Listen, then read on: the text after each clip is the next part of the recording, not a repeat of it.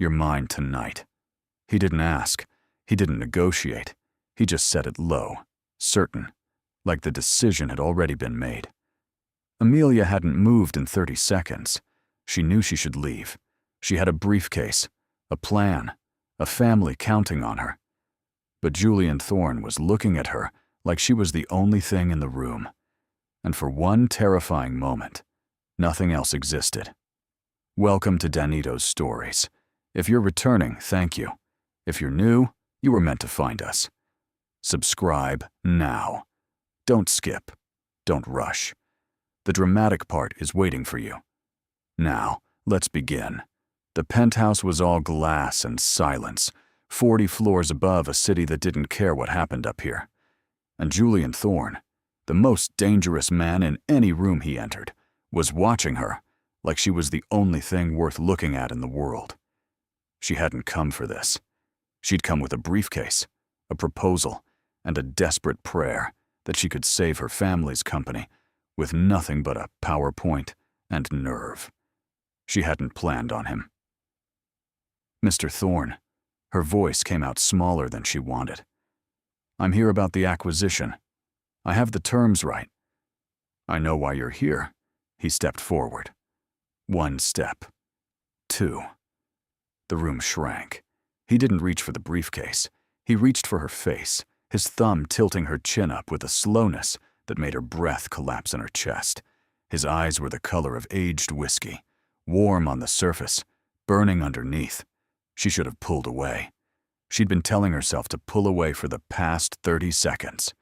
But something held her there, something that felt terrifyingly like want. "My terms are simple," he said softly. "You. Tonight." She swallowed. "That's not a business arrangement." "No." The corner of his mouth curved. "It isn't." The next hour was a slow kind of torture. He poured wine. He talked about art, about architecture, about a painting she'd never heard of that he'd bought in Florence for reasons he didn't explain. He was nothing like she'd expected. Ruthless men weren't supposed to be curious. They weren't supposed to make you laugh. She hated herself a little for laughing. "You're trying to disarm me," she said, setting her glass down. "Is it working?" She didn't answer, which was answer enough. She came here for a business deal. She was starting to forget what business was. And that was when he led her to the balcony, and everything she'd been holding together started to come undone. The night air was cool against her skin. The city glittered 40 floors below, indifferent and infinite.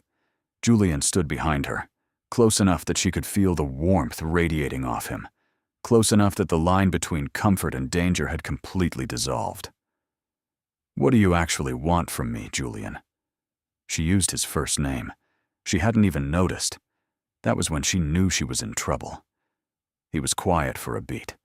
Then his fingers slid into her hair, turning her gently to face him. His expression was different now. The controlled mask had slipped, just slightly, just enough. "Everything," he said. "I want everything, Amelia." Something flickered in his eyes, quick, almost hidden, like the word had cost him something. She could feel her own pulse in her throat, in her fingertips, everywhere. His mouth found hers before she could think of a single reason to stop it. "If you're feeling this story, hype it so others can find it. Comment where you're watching from now, back to the story." The kiss started soft. A question. Then it deepened into something that felt less like desire and more like gravity, like falling toward something you'd been falling toward for years without knowing it. Her hands moved to his chest, then to his collar. Then she was pulling him closer, and she couldn't explain why, and she didn't care. When they finally broke apart, both of them breathing like they'd surfaced from deep water, Amelia realized she was in serious trouble. "This changes nothing," she said. Her voice had no weight behind it. He tucked a strand of hair behind her ear. Slowly, like he had all the time in the world and planned to use every second of it on her. "It changes everything. You still need to approve the acquisition." Amelia. His thumb grazed her jaw. Stop talking about the acquisition. She wanted to argue. She was a professional. She had a plan. She had a briefcase with 40 pages of financial projections and a very reasonable interest rate proposal. She was not the kind of woman who fell apart in a billionaire's arms at 11 o'clock on a Tuesday. And yet, he pulled her close, one arm settling around her waist like it belonged there. She let him. Worse, she leaned in, her cheek pressed against his shoulder, and she felt the steady rhythm of his heart against her own frantic one, and some strange, uninvited peace settled over her like a blanket. She didn't understand it. She didn't trust it. But she stayed. "You're mine tonight," he'd said. And standing here in the dark, with the city sprawling endlessly below them, she was starting to think he might be right. The terrifying part wasn't that. The terrifying part was how much she wanted him to be. She was already his. The terrifying part was she'd been his since the moment he said her name.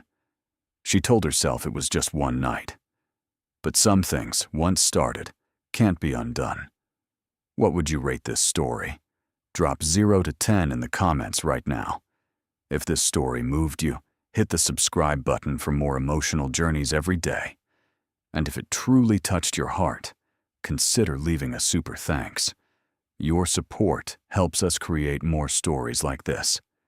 Every contribution, big or small, means a lot. Ready for the next story? It's even more dramatic than this.